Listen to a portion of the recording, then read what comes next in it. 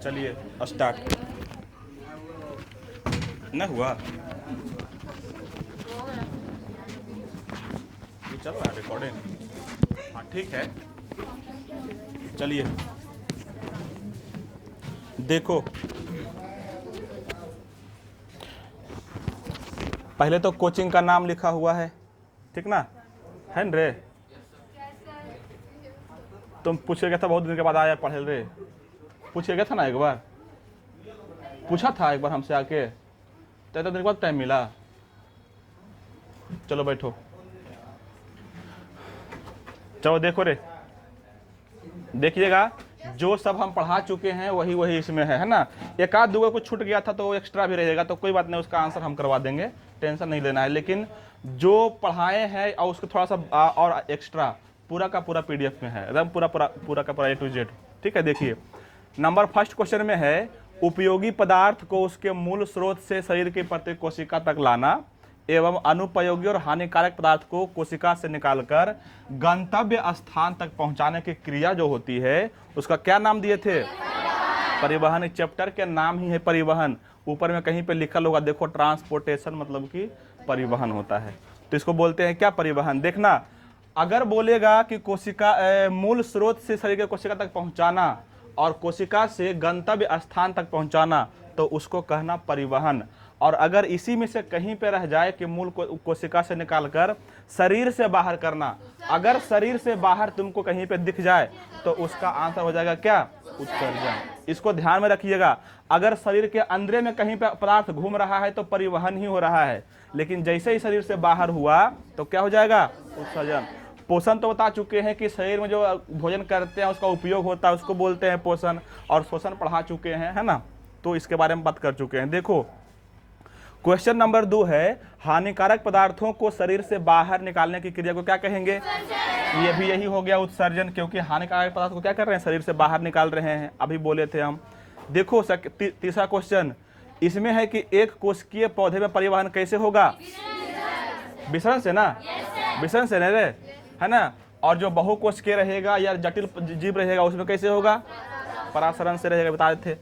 फिर देखो दूसरा तीसरा क्वेश्चन, चौथा क्वेश्चन में है, क्लाइमाइडोमोनास बताए थे। क्लाइमाइडोमोनास जो होता है एकल कोशिकीय शैवाल होता है, तो क्वेश्चन है क्लाइमाइडोमोनास में परिवहन कैसे होगा? विसरण, चूंकि ये भी अविकसित जीव है, एकल कोशिकीय जीव है। फिर क्वेश्चन नंबर 5 में है, यूग्लिना में परिवहन कैसे होगा? विसरण। इस सब हम एक ही जगह लिखाए थे एग्जाम्पल में, क्लाइमाइडोमोनास हो गया, यूग्लिना हो गया, शैवाल हो गया, एकल कोशिकीय जीव हो गया, सब एक जगह लिखा हुआ एग्जाम्पल में, है ना। तो अगर क्वेश्चन नंबर 5 में भी है, यूग्लिना में परिवहन कैसे होगा? कैसे होगा यूग्लिना में? विसरण ना। चलिए क्वेश्चन 6 में है, शैवाल में परिवहन कैसे होगा? ये सब का हो जाएगा आंसर क्या? विसरण। अब देखो क्वेश्चन थोड़ा सा बदल रहा है। क्वेश्चन नंबर 7 में है, बहुकोशिकीय एवं जटिल पौधे में जल एवं खाद्य पदार्थ का परिवहन। यहाँ पे दिया हुआ है बहुकोशिकीय में जल एवं खाद्य पदार्थ का परिवहन कैसे होगा? तो यहाँ पे हो सकता है, देखो जल तो हो जाता है परासरण, लेकिन खाद्य पदार्थ का होता है विसरण, तो यहाँ पे आंसर क्या हो जाएगा? सी, मतलब कि दोनों। चूंकि दोनों दिया हुआ है ना, जल भी दिया हुआ है, खाद्य पदार्थ भी दिया हुआ है, तो जल होता है परासरण और खाद्य पदार्थ होता है विसरण। तुम लोग को बताए थे हम, खाद्य पदार्थ में जो कोशिका खाद्य पदार्थ से भरल रहता है उसको कहते हैं संभरण सिरा, और जहाँ पे उपयोग होता है, जिसमें जाता है, उसको बोलते हैं उपभोग सिरा। तो संभरण सिरा से उपभोग सिरा में जाएगा कहाँ से? अधिक से कम की ओर ना, तो वो किस में होता है? विसरण में, तो हो जाएगा विसरण। और जल हमेशा करता है कम दाबला से अधिक दाबला में, तो उसको बोलते हैं परासरण। तो दोनों हो जाएगा आंसर, सी नंबर दोनों। क्वेश्चन नंबर 8 देखो, बहुकोशिकीय एवं जटिल पौधों में जल एवं खाद्य पदार्थों का परिवहन। ये तो सेम ही क्वेश्चन हो गया। अच्छा यहाँ पे देखो, हाँ अलग अलग है। यहाँ पे है देखो कि परिवहन कैसे होता है, और यहाँ पे है किससे होता है, किससे होता है। तो इसमें किस में होगा? देखो जल भी है, खाद्य पदार्थ भी है, तो आंसर क्या हो जाएगा? जल के जाइलम होता है और खाद्य पदार्थ के लिए फ्लोएम, मतलब दोनों होगा न रे। दिमाग के बत्ती जल रहा है। हाँ, ये सब पढ़ा चुके हैं। देखो क्वेश्चन नंबर 9, 9 में है पौधे में जल का परिवहन किससे होता है, तो जल का तो इजी है, जल का तो इजी है ना। 10 में देखिए पौधे में खनिज लवण का परिवहन कैसे होगा, खनिज लवण का भी जाइलम से ही होता है। जल और खनिज लवण ये दोनों होता है किससे, जाइलम से। 11 क्वेश्चन में है पौधे में खाद्य पदार्थों का परिवहन किससे होता है। अब जब ये खाद्य पदार्थ आया है तो कौन हो जाएगा, फ्लोएम। तो नहीं पढ़ लियो, आवाज नहीं आ रहा है तुम लोग का, आवाज नहीं आई तो डंटा ले वो हम, हाँ ध्यान रखिए। ए भाई भाग भाग भाग। चलिए कहाँ तक हो गया था, देखो 12 नंबर, कौन सी कोशिका जाइलम उत्तक की नहीं होती है। जाइलम उत्तक के नहीं तुम लोग को बताए हैं, सुनो। जाइलम में होता है 4 कोशिका और फ्लोएम में होता है 4 कोशिका, पढ़ाए ना। यदि बोलना तो जाइलम के पहला कोशिका नाम क्या लिखाए थे, वाहिनिका। दूसरा क्या लिखाए थे, वाहिका। तीसरा क्या लिखाए थे, जाइलम तंतु और जाइलम पैरेन्काइमा। 4 गो ना। तो बताओ खोज लेगा आंसर कौन हो जाएगा, हाँ सह कोशिका चालनिका दोनों नहीं होता है, नहीं है तो दोनों हो जाएगा आंसर, है ना।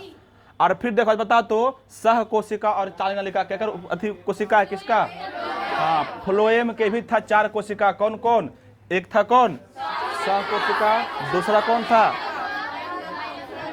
हाँ फ्लोएम तंतु और फ्लोएम पैरेन्काइमा, ठीक ना। चलिए क्वेश्चन नंबर 13 में देखो उसने क्वेश्चन है कौन सी कोशिका फ्लोएम उत्तक की होती है, अभी लिखल है। तो सह कोशिका चालनिका दोनों हो जाएगा। तुम लोग क्वेश्चन को जब भी एग्जाम में करना ना तो यहाँ पे देखना अच्छे से क्वेश्चन कि नहीं होता है कि होता है। जैसे ऊपर में एगो क्वेश्चन और था, एगो था कैसे था और एगो किससे था, हले ना वीरे। तो उस क्वेश्चन को बढ़िया से पढ़िएगा तभी आंसर करना है। ऐसा नहीं कि पहले पढ़ के मार दिए हैं बाद में लगले गलती हो गए दोबारा रिपीट कर लेवे तो की होते पता है ना, गलती हो जाएगा, वो गलती कैसे नहीं हो जाएगा। चलिए क्वेश्चन नंबर 14 में है जाइलम और फ्लोएम को मिलाकर संयुक्त रूप से क्या कहते हैं, बताओ तो। जाइलम और फ्लोएम को जब हम मिलाते थे एक बार में क्या करते थे उसको, देखो देखना, इसको संवहन उत्तक भी कहते हैं, संवहन बंडल भी कहते हैं। ऑप्शन नंबर डी देख, ए एंड बी दोनों, ठीक न। ऐसा नहीं कि देखिए फटाक से संवहन उत्तक एक के में मार देना, चारों ऑप्शन पढ़िए तब करिएगा उसको आंसर। आंसर क्या हो जाएगा इसका, डी। टेस्ट लेंगे अब किसी का जो एक भी गलती हो गया तो फिर हम उसको अलग से पीटेंगे बांध के, समझना, क्योंकि यही सब क्वेश्चन रहेगा। आगे देखिए क्वेश्चन नंबर 15 जाइलम में किसका परिवहन होगा, ये तो इजी है, क्या होगा है, अच्छा हाँ जल और खनिज लवण दोनों का हो जाएगा, है ना, दोनों का। ये हो गया 15। 16 देखो फ्लोएम में किसका परिवहन होगा, खाद्य पदार्थ का, मतलब ऑप्शन नंबर सी ना, सी ना रे। चलिए 17 बोलो, कौन कोशिका जाइलम कोशिका होती है,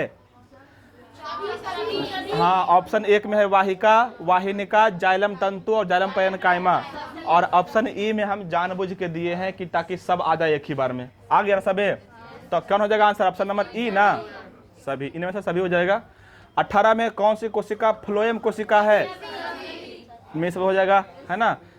चलिए 19 में देखो किसमें परिवहन एक दिशीय, तुम लोग बताए थे कने परिवहन एक दिशीय होता है, परिवहन दूसरे बताए थे जब जल और खनिज लवण जो है जड़ से अवशोषित होता है और जाता है पूरे पत्ता पूरे पौधा भाग में, है ना। तो ये होता है सिर्फ जड़ से पत्ती की ओर, तो उसको बोलते हैं एक दिशीय, एक के दिशा में। लेकिन जब खाना बनता है पत्ती में, भोज्य पदार्थ बनता है ना, तो वो ऊपर वाला पत्ती में भी जाएगा, जड़ में भी जाएगा, तना में भी जाएगा, शाखा में भी जाएगा, मतलब कि चारों तरफ जाएगा, उसको बोलते हैं द्विदिशीय। उसको क्या बोलेंगे, तो ध्यान रखना जल और खनिज लवण का परिवहन एक दिशीय, खाद्य पदार्थ का परिवहन द्विदिशीय। चलो उसी क्वेश्चन है किसमें परिवहन होता है एक दिशीय, किसमें होगा, जाइलम में। क्वेश्चन नंबर 20 में है किसमें परिवहन होता है द्विदिशीय, किसमें, फ्लोएम में ना। चलिए 21 में है जल का परिवहन कैसा होता है, कैसा होता है, देख रहा है यहाँ पे किससे नहीं है, कैसा है, तो ऑप्शन बदला हुआ है ना, एक दिशीय। 22 में देखो खाद्य पदार्थों का परिवहन कैसा होगा, अभी बोल रहे थे पत्ती से बनेगा, पेड़ के सभी भागों में जाएगा तो द्विदिशीय। क्वेश्चन नंबर 23 देखिए जाइलम कोशिकाएं कैसी होती है, जीवित की मृत, हाँ ध्यान रखना जाइलम होता है मृत, और फ्लोएम कैसा होगा, जीवित। ये सब तो इजी क्वेश्चन है। ये सब किसी को ऐसा नहीं है कि कोई ये हो सब पता नहीं हो। शुरू में सब रटवा के लिखवाए थे, बनवाए थे। अगर एहो आद नहीं है न तो तुम लोग जो है क्या करेगी फिर कोई उपाय नहीं है। कहाँ पे हो गया? 24 हो गया ना। चलिए 25 देखो। मूल में पता है ना, मूल रोम पौधा में जो जड़ होता है एगो मोटा वाला, उससे एगो निकलता है और जड़ है ना। जो मोटका जड़ रहेगा उसको बोलते हैं प्राइमरी रूट, उससे जो निकलता है पतरका उसको बोलते हैं सेकेंडरी रूट, उससे एगो और निकलेगा उसको बोलते हैं टर्शियरी रूट, मतलब कि तृतीयक मूल। और उसमें महीन महीन बाल की तरह रचना होता है, बाल की तरह, रोम की तरह, उसी को बोलते हैं मूल रोम, है ना। उसको बोलेंगे क्या? मूल रोम। अब क्वेश्चन है कि मूल रोम की कोशिकाओं में कोशिका रस का परासरण दाब भूमि जल के दाब से क्या होता है? देखो, हाँ बोले थे कि जब भूमि के जल के हो जाते कम में और कोशिका रस के हो जाते अधिक, तो कम से आता है अधिक की ओर, तब जो है जल आ जाता है कहाँ पे? कोशिका रस में, कोशिका में ना। तो क्या हो जाएगा इसका आंसर? अधिक। ना तो कम होगा ना ही बराबर होगा, अधिक इसका आंसर होगा, ध्यान रखिएगा, ठीक ना। चलो क्वेश्चन नंबर 26। पौधे में खनिज लवण का अवशोषण किस रूप में होता है? अन्न के रूप में रे। अरे तो नहीं, तीनों अभी नहीं बोली हैं। अब जकर मुंह से आवाज नहीं निकल रहा हम धो दबो अभी। आयन के रूप में होता है, ठीक ना, है ना। चलिए आगे देखो, पौधे में प्रमुख खनिज कौन कौन होता है? देखो ऑप्शन है पोटेशियम, फास्फोरस, नाइट्रोजन और डी में सभी। क्या हो जाएगा आंसर? सभी। सभी ना हो जाते, ये सभी का सभी जो है प्रमुख खनिज है पौधे का। मतलब कि अगर बताओ तो अच्छा क्वेश्चन ऐसे रहेगा कि जिस खेत में, मतलब कोई खेत है कहीं पे मिट्टी है, वहाँ पे नाइट्रोजन नहीं रहे, फास्फोरस नहीं रहे और पोटेशियम नहीं रहे, तो क्या वहाँ के उस खेत के पौधे का ग्रोथ, मतलब वृद्धि सही से हो पाएगा? नहीं हो पाएगा, क्योंकि पौधे के ग्रोथ के लिए ये सभी तत्व जरूरी है ना। इसीलिए अब जब कोई पौधा में ये सब तत्व की कमी हो जाता है ना, तो बाहर से मारते हैं हम खाद, है ना, मार्केट से लाके। उसमें क्या होता है? वही होता है, नाइट्रोजन होता है, फास्फोरस होता है, पोटेशियम होता है, ताकि उससे वृद्धि कर सके। तो इसका आंसर सभी होगा ना। चलिए 28 में देखो, पौधे में खनिज लवण किससे प्राप्त होता है? आर देख ले रे। ऑप्शन डी में मिट्टी है। छुपाल नहीं था, गलती। चलिए अब दिख रहा है ना, मिट्टी से प्राप्त होगा ना। हाँ, खनिज लवण प्राप्त होता है मिट्टी से। चलिए आगे देखो तो क्वेश्चन नंबर 29 ना। 29 में देखो, पौधे में खनिज लवण का अवशोषण किससे होगा? ऑप्शन है पत्ती से, मूल रोम से, तना से, किसी से नहीं। किससे हो जाएगा? मूल रोम से। हाँ, अब मूल रोम पता है ना होता है क्या। चलिए आगे देखो, 29 में है पत्ती द्वारा जल का वाष्प के रूप में निकलने की क्रिया। हम याद करवाए थे कि पत्ती द्वारा जल जो है वाष्प के रूप में निकलता है, गैस के रूप में निकलता है, उसको क्या कहेंगे? वाष्पोत्सर्जन कहते हैं, ठीक है। और आगे देखो, जो नहीं पढ़ा पाए, छूट गया था, उसको भी देखना है। देखो एगो मक्का के पौधा है, ठीक ना, सब खाए ना भुट्टा रे, अंग्रेजी में उसको कॉर्न कहते हैं, कॉर्न प्लांट, है ना। तुम लोग मार्केट से ये लेता हो तो उसको बोलता है कॉर्न दीजिए। कॉर्न मतलब क्या होता है? ओहे भुट्टा हो वो है रे, है ना। चलिए देखिए, मकई का एगो पौधा है, बोल रहा है कि प्रतिदिन कितना लीटर जल का वाष्पोत्सर्जन, मतलब वाष्पोत्सर्जन छोड़ता है। तो ध्यान रखेंगे, इसका आंसर होता है 3 से 4 लीटर के आसपास, है ना। सोच लो कि एक दिन में एक मक्का के पौधा जो है 3 से 4 लीटर पौधा पानी निकाल देता है, ठीक ना। चलो क्वेश्चन नंबर देखो 32। एगो सेब के पौधा है, वो बोल रहा है कि वह का मतलब कि एक दिन प्रतिदिन कितना वाष्पोत्सर्जन करता है? तो ये करता है 10 से लेकर के 20 लीटर के आसपास। आंसर हो जाएगा, ये ध्यान रखिएगा। मक्का के पौधा रहेगा तो 3 से 4 लीटर, और सेब के पौधा रहेगा तो 10 से 20 लीटर। तूने पढ़ ली थी? वाह, चलिए ठीक है, अपडेट रहना चाहिए, है ना। जब अपडेट नहीं रहते तो फिर ग्रुप में, व्हाट्सएप में, सोशल मीडिया पर रहने का कोई फायदा नहीं है। लेकिन जो नहीं है, मतलब कि नहीं देख पाएगा, हो सकता है कि सबके पास मोबाइल नहीं मिलता है। अच्छा, कोई भी बच्चा घर में जाके ये मत बोलना कि हमको मोबाइल चाहिए, मोबाइल से कुछ नहीं होता है, ठीक ना। अगर जिसको ये यहाँ पे नहीं मिल पाता है तो जाके मोबाइल पर भेजल है ना, जाके PDF निकलवा ले। जरा पास मोबाइल नहीं है वो हमको बोलना, छुट्टी में आके उसका PDF दे देंगे निकलवा के, ठीक है। लेकिन घर में जब जाके बोलना कि हमारा मोबाइल चाहिए, सर बोले मोबाइल लेने के लिए, है ना, ऐसा नहीं कि घर से कंप्लेन आवे कि बोले मोबाइल, है ना। अरे हमारा मोबाइल सस्ता है, हम इसका PDF निकाल के दे देंगे आपको पेपर में, है ना। चलिए क्वेश्चन नंबर 32 देखो। हाँ 32 में मजा है। देखो, एक पत्ती अधिक से अधिक कितना जल वाष्पीकरण क्रिया द्वारा निकालता है? लगभग 1 घंटा में। कहीं है?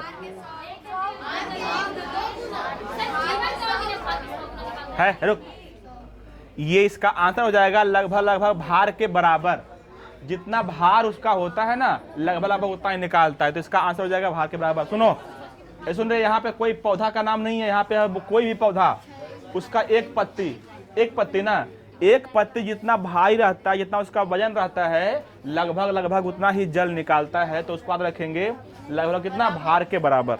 भार के बराबर यह रहेगा। एक पौधा अपने पूरे जीवन काल, लड़की रहेगा, एक पौधा अपने पूरे जीवन काल में कितना पानी निकालता है, तब उसका हो जाएगा कौन? यस। और अगला क्वेश्चन यही होगा, कितना हो जाएगा पूरे जीवन काल में, है न? तो कितना हो जाएगा भार के, तो लिखाए थे।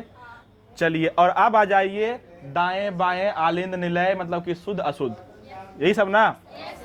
चलिए, अच्छा अकेले तुम लोग से पूछ बता पाएंगे? तुम लोग अकेले बता पाएंगे ना? तुम लोग पूछ रही हो तो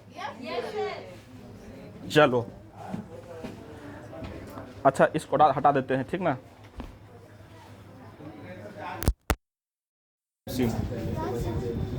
इसको हटा देने का मतलब है कि तुम लोग सबका आवाज आएगा, ठीक ना।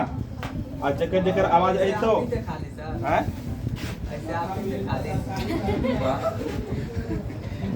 चलिए, माइक्रोफोन में तुम लोग जो नजदीक आवाज आता है ना। चलो देखो आगे कहाँ तक हो गया था? 34 हो गया ना, 34। चलिए आगे देखिए। 35 में है, परिसंचरण तंत्र में कौन कौन शामिल होता है? बोलिए तो। रक्त भी, रक्तवाहिनी भी, हृदय भी, मतलब आंसर क्या हो जाएगा?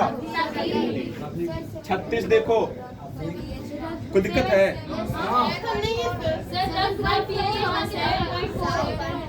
अच्छा, हम तरह की पढ़ा रहे थे, क्या बोले थे? इसका मान जो होता है लगभग में होता है ना। तो हम जानबूझ के सब दिए हैं, ठीक ना।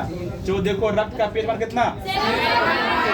अब 7 पॉइंट तुम लोग 4 पढ़ाए, तो अगर आसपास में कोई है रे तो ऑप्शन दिए, तो कुछ सोच समझ कर दिए क्या?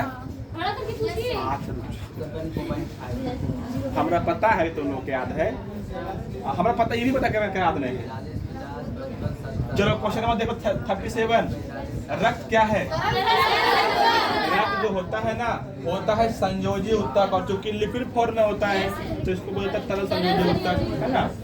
चलिए देखो, एक ऊतक होता है हमारी कोशिका में, हमारे शरीर में ऊतक होता है 4 प्रकार के, यही 4 लेकर। एक होता है संयोजी ऊतक, एक होता है उत्तला ऊतक, तंत्रिका ऊतक, है ना। जितना भी तंत्रिका ऊतक है हमारे शरीर में मैसेजिंग का काम करता है, मैसेज लाता ले जाता है।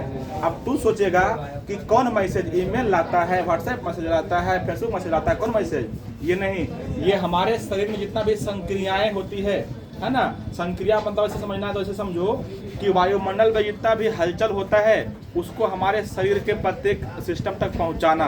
जैसे हम बोलेंगे, यहाँ पे जब हम टच किए तो हमको ठंडा लगा, ठंडा की अनुभूति जो हुआ कहाँ पे हुआ? यहाँ पे इस उंगली में। तो इस उंगली में लगा हुआ है मेरा तंत्रिका कोशिका, तंत्रिका ऊतक, और इससे पूरा शरीर पे लगा हुआ है, और ये तंत्रिका ऊतक जुड़ा हुआ है हमारे मस्तिष्क से। जब ये मैसेज गया हमारे मस्तिष्क में कि ये ठंडा पदार्थ है, तब हमको पता लगा कि ये ठंडा है, ठीक ना। अगर कोई जगह पागल आदमी रहेगा जो उसका सेंस काम नहीं कर रहा होगा, तो ऊतक काम नहीं कर रहा होगा, तब उसको अनुभूति होना कम हो जाएगा, नहीं हो पाएगा, ठीक है। चलिए आगे बात करेंगे उसके बारे में। उसके बाद तुम लोग को पढ़ना चक्कर अलगे से, ठीक ना। चलो 38 में आ जाओ, क्वेश्चन नंबर 38। रक्त को कितने भाग में बांटा गया है? कौन कौन? एगो प्लाज्मा और एगो रक्त कणिकाएं लिखाए थे, है ना। चलिए हो गया 39। रक्त में कितना % भाग प्लाज्मा होगा? लगभग। चलिए हाँ 55 ना। 40 में है, रक्त में कितना % भाग? 45 ना। चलिए आगे है, रक्त कणिकाएं में क्या क्या होता है? देखो इसमें ABCD नहीं लिखे है ऑप्शन में, लेकिन दिख तो रहा है ना। RBC होगा, WBC होगा, प्लेटलेट्स होगा, मतलब सब होगा, सब ना। चलिए क्वेश्चन नंबर 42 देखो, RBC को क्या कहते हैं? इरिथ्रोसाइट, ठीक ना। देख ले इरिथ्रोसाइट में ना रा यहाँ पे होगा, लेकिन यहाँ पे होइए ना था टाइपिंग करें तो वहाँ पे हो गया। तुम्हें समझना मास्टर कि लिखल नहीं आता है, लिखल आता है लेकिन यहाँ पे होगा, लिखा नहीं होता, टाइपिंग नहीं हो रहा था, इसलिए तुम लोग लिखना तो यहाँ पे ना रा यहाँ नहीं होता थ्रा में ऐसे, वो लिखिएगा आप लोग, ठीक ना। क्या हो जाएगा? इरिथ्रोसाइट। चलो 43 देखो, WBC को क्या कहेंगे? एक के बाद बोल देना, RBC के इरिथ्रोसाइट, WBC के और प्लेटलेट्स को क्या कहेंगे? तो 44 में वही है, प्लेटलेट्स को। अच्छा किसी नाम ही होता है प्लाज्मोसाइट? कि कहीं पढ़ाए हैं? जो नहीं पढ़ाया उसका कोई चांस नहीं हो सकता है, कहीं नहीं हो सकता है, ठीक ना। 44 देखो, प्लाज्मा में कितना परसेंट जल? 90% इजी क्वेश्चन। प्लाज्मा में कितना परसेंट प्रोटीन? 7% लगभग। आगे देखिए प्लाज्मा में कौन कौन प्रोटीन होता है? मतलब फाइब्रिनोजेन भी, प्रोथ्रोम्बिन भी और हिपैरिन है, हिपैरिन है ना, हिपैरिन होगा, मतलब सब ने। और अब देखो आगे, अब हम पूछेंगे अकेले अकेले, ठीक है। बोल रहे के बोलेगी, किससे पूछे? तुम बोले मुस्कान, थोड़ा कस के बोलेगी लाउडली, तो डंडा ला के 4 डंडा खींच के मारेंगे। बोलो फाइब्रिनोजेन का कार्य क्या है? फाइब्रिनोजेन का कार्य बोलिए क्या है ऑप्शन के अनुसार? फाइबर बनाएगा और सब क्या क्या करेगा? सही बात है नहीं? चलो बैठ जाओ, उसके पीछे खड़ा हो जाइए, उसके पीछे खड़ा हो जाइए और बोलिए प्रोथ्रोम्बिन का कार्य क्या है ऑप्शन के अनुसार? प्रोथ्रोम्बिन। देखो पहला है रक्त का थक्का जमाना, दूसरा ये प्रतीक्षा लिखा गया, प्रतिरक्षा होगा जिसको बोलते हैं इम्यून सिस्टम। ऑक्सीजन के बहन नहीं होगा, इनका सभी नहीं होगा, क्या हो जाएगा? ऑप्शन 1 रक्त का थक्का जमाना। बैठ जाओ। देखो अगर कहीं पे तुमको रहेगा फाइब्रिनोजेन या रहेगा प्रोथ्रोम्बिन, है ना, तो दोनों का काम होता है रक्त का थक्का जमाना। प्रतिरक्षा कौन बनाएगा? प्रतिरक्षा तंत्र। प्रतिरक्षा तंत्र कौन बनाएगा? WBC ना। और ऑक्सीजन का वहन कौन करेगा? RBC रे। सबके अलग अलग काम होता है। RBC करेगा ऑक्सीजन का वहन या कार्बन डाइऑक्साइड का वहन करेगा। इम्यून सिस्टम बनाएगा WBC और रक्त का थक्का बनाएगा कौन? प्रोथ्रोम्बिन। या लास्ट में आता है जो प्लेटलेट्स। चलिए आगे देखो, हिपैरिन का काम क्या रहेगा?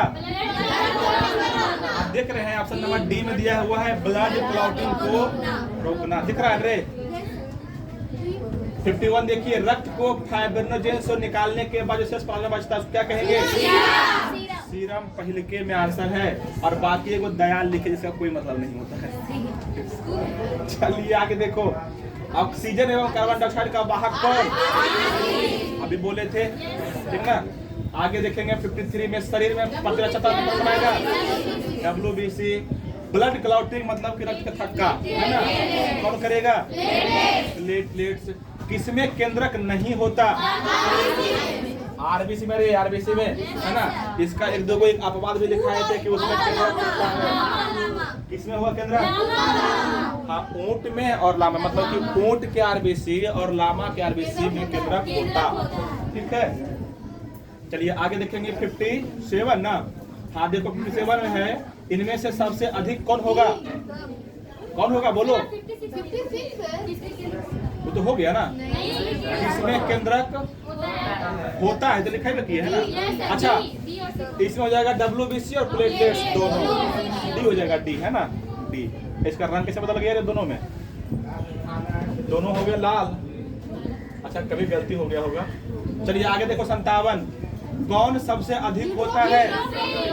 लिखाए थे हम कि WBC को बांटा गया है 2 भाग में। एक को बोले थे ग्रेन्युलोसाइट और एक को बोले थे एग्रेनुलोसाइट। जो था ग्रेन्युलोसाइट उसको बांटा था 3 भाग में। कौन कौन? एक बोले थे इओसिनोफिल, एक बोले थे बेसोफिल, एक बोले थे न्यूट्रोफिल। बताए थे ना। तो उसी बताए थे कि सबसे अधिक मात्रा में कौन होगा? न्यूट्रोफिल। दूसरा भाग इसका था ग्रेनुलोसाइट, उसमें था 2 गो। कौन कौन? मोनोसाइट और लिम्फोसाइट। चलिए ठीक ठाक है। अच्छा क्वेश्चन नंबर 59 ना। अच्छा 58 में सबसे कम कौन होगा? 59 सबसे कम होता है। 59 में है प्लेटलेट्स की मात्रा कितनी लगभग है? 1.5 से 3 लाख के आसपास, वही ना, 1.5 से 3 लाख। लाल रक्त कितना होगा? देखो यहाँ पे लिखल है 3 से 5 मिलियन, 3.5 से 5 भी रहेगा चलेगा, है ना, 4 से 5 भी रहेगा चलेगा। लाल रक्त कोशिका का जीवन काल इसमें ऑप्शन नहीं दिए हैं। अच्छा कोई बात नहीं, यहाँ पे लिखल है 20 से 120 दिन के लगभग होता है। उतना दिन जिएगा उसके बाद मर जाएगा, इसलिए ना कि उसमें केंद्रक नहीं होता है। जिस कोशिका में केंद्रक नहीं होगा वो विभाजन नहीं कर सकता है, क्योंकि विभाजन का मेन काम केंद्रक ही करेगा ना। जब केंद्रक ही नहीं तो विभाजन कहाँ से करेगा? कुछ समय बाद वो मर जाता है वो, ठीक ना। आगे देखेंगे 62 मानव हृदय में कितना बेस? मानव हृदय में आलिंद कितना? हृदय में कितना? अब आ जाइए शुद्ध अशुद्ध। अच्छा शुद्ध मतलब कौन रक्त? शुद्ध रक्त का मतलब कि जिसमें ऑक्सीजन है, कार्बन डाइऑक्साइड नहीं है, ठीक ना। और अशुद्ध मतलब कि कार्बन डाइऑक्साइड युक्त रक्त, ठीक। चलिए आगे देखो धमनी में कौन सा रक्त? उल्टा पुल्टा कोई मत बोल देना रे। धमनी में शुद्ध, शिरा में कौन बोला? अब देखो फुफ्फुस धमनी में, ध्यान रखना, धमनी में होता है शुद्ध लेकिन फुफ्फुस धमनी रहेगा तो अशुद्ध, इसको बोलते हैं पल्मोनरी, है ना। आगे देखो फुफ्फुस शिरा में, शिरा में अशुद्ध लेकिन फुफ्फुस शिरा रहेगा तो शुद्ध हो जाएगा, हाँ उल्टा। अब देख रहे हैं बच्चा फिगर, तुम्हें पता है ना, हट का 4 चेम्बर था ना, है ना। आलिंद 2 ऊपर में था, 2 नीचे में था, इधर था बाएं, इधर था दाएं, पता है, वही से सवाल है। आगे देखेंगे। अच्छा बताना तो तुम लोग पहले थोड़ा सा कर लेते, रिकॉल कर लेते हैं। पूरे शरीर की कोशिकाओं से जो अशुद्ध रक्त आता था कहाँ पे आता था? दाएं आलिंद में। दाएं आलिंद में लगा था एगो त्रिवलनी कपाट, जब वो भर जाएगा दाएं आलिंद तो कुछ खुलेगा, कहाँ पे आएगा? दाएं निलय में। दाएं निलय से एगो नली गिरल है लंग्स में, रखी का जहल है फुफ्फुस धमनी, है ना। और लंग से ब्लड साफ होके फुफ्फुस शिरा से आता था नली, कहाँ पे? बायां आलिंद में। बायां आलिंद में था कौन? द्विवल्ली कपाट। जब बायां आलिंद पूरा भर जाएगा तो आगे कहाँ पे? बायां निलय में। और बायां निलय से एगो निकलल है मोटा नली, ओकर नाम की है धमनी, या बोल सकते महाधमनी, क्योंकि मोटा था तो महाधमनी। बस इतना अगर याद है तो छूटेगा नहीं। देखो कहाँ हुआ था? हाँ देखो क्वेश्चन नंबर 69, दाएं आलिंद में कैसा रक्त रहेगा? दाएं में, बाएं आलिंद में कैसा? चलिए दाएं निलय में, जे दाएं हो अशुद्ध हो, यही ना बात है ना। बाएं निलय में कैसा होगा? चलो आगे देखो त्रिवलनी कपाट किसमें होगा? निलय के बोल रहे रे, निलय में कपाट की करता है, वहां तक पचकेगा तो ऊपर जाएगा ना। दाएं आलिंद में ना, द्विदलनी कपाट किसमें होगा? दाएं आलिंद। 75 देखो सिस्टोल और डायस्टोल मिलकर क्या बनाता है? हृदय के एक धड़कन, जिसको बोलते हैं हार्ट बीट, जिसको बोलते हैं क्या? Heart beat. हाँ जब तुम लोग कोई चोरी किया, गलत काम किया, है ना, या और पकड़ा गया, है ना, तब क्या होगा? धड़कन बढ़ जाएगा, जिसको बोलते हैं हार्ट बीट बढ़ जाना। कभी कभी दूसरा कारण से भी हार्ट बीट बढ़ जाए, ठीक ना। चलो आगे देखो हृदय धड़कन को कौन नियंत्रित करता है? पेस मेकर, इसको बोलते हैं SA नोड, इसको पूरा फुल फॉर्म में बोलते हैं साइनो ऑरिकुलर नोड। पढ़ाए तो लिखाए थे, पेस मेकर को ही बोलेंगे SA नोड, उसी को बोलेंगे साइनो ऑरिकुलर नोड, ठीक ना। तो सब याद रखना है, क्योंकि जब ये तो ऑप्शन है मेरे, जब लिखने आए उसमें सब लिखना पड़ेगा ना। चलिए आगे देखो, थोड़ा सा बच गया है। हृदय धड़कन को किसमें मापा जाता है? याद रखेंगे ECG, इसको बोलते हैं इलेक्ट्रोकार्डियोग्राम। ग्राफ नहीं बोलना, ग्राफ उसको बोलते हैं जिस मशीन से मापते हैं, ठीक ना। और इलेक्ट्रोकार्डियोग्राम उसको बोलेंगे जिस इकाई में मापते हैं। तो ECG होगा, इसको रखेंगे ECG। अगला क्वेश्चन है मानव हृदय में रक्त कितने बार आता है? 2 बार, तभी तो उसको बोलते द्वारा परिसंचरण ना। क्वेश्चन नंबर 79, रक्त वाहिनी से कोशिका में ऑक्सीजन कैसे आता है? देखो रक्त वाहिनी से कोशिका में ऑक्सीजन कैसे आता है? नहीं, गलत है। देख रक्त, यहाँ पे क्वेश्चन है ना कि रक्त वाहिनी तो सभी है, रक्त वाहिनी तो सिरा भी है, धमनी भी है, दोनों है ना। बोल रहा कि रक्त वाहिनी से कोशिका में जा रहा है, ऑक्सीजन जा रहा है, ऑक्सीजन जाएगा या कार्बन डाइऑक्साइड जाएगा, ये जाता है केशिका से। ये जाएगा किससे? केशिका से। हम लोग लिखाए थे केशिका के बारे में, क्या हो जाएगा? चलो आ सकते केशिका। 80 में है मानव का रक्तदाब कितना होता है? हो जाएगा 81। देखो रक्तदाब किससे मापा जाएगा? स्फिग्मोमैनोमीटर। ऑप्शन नंबर 1 में जो है स्फिग्मोमैनोमीटर, ठीक ना। चलो आगे देखेंगे, रक्तदाब किससे मापा जाता है? धमनी में, क्योंकि धमनी का जो ब्लड प्रेशर थोड़ा अधिक होता है, इसलिए हमेशा उसी मापते हैं, ना कि सिरा में नाप लेंगे। सिरा में भी होता है। अच्छा बताओ तो रक्तदाब अधिक किस में होगा? अधिक किस में होगा? धमनी की सिरा में? धमनी में होगा रे। अरे हार्ट से एक प्रेशर से निकल रहा है, जा रहा है धमनी में, तो धमनी में अधिक होगा ना। सिरा में धीरे धीरे पहुंचते धीरे हो जाता है ना इधर से, तो सिरा में कम होता है, धमनी में ज्यादा होता है। क्वेश्चन नंबर 83, रक्तदाब बढ़ने पर क्या होगा? हाइपरटेंशन। और जब कम जाएगा तो 84 में है, जब आलिंद में संकुचन होता है तो निलय में क्या होगा? ध्यान रखना, जब आलिंद में संकुचन तो निलय में शिथिलन, और निलय में शिथिलन तो मतलब उल्टा होगा, उल्टा होगा, ठीक ना। चलिए आगे देखो, जब निलय में संकुचन तो आलिंद में क्या होगा? शिथिलन होगा, ठीक है। चलिए, और अब इधर 5 गो है सब्जेक्टिव टाइप क्वेश्चन जो आपको लिखना है, इसका आंसर 5 गो है, उसको ध्यान में रखेंगे, ठीक ने। बोलिए, मजा आया? सबसे बल्लभ रहे। अब अगर बताइए तो, अब अगर तुम लोग से टेस्ट ले इसका और फिर गलती हो तो केकर गलती, हमर की तोर ने, तब मार खाए ले तैयार रहना। एक भी गलती हुआ तो फिर कल ले परसों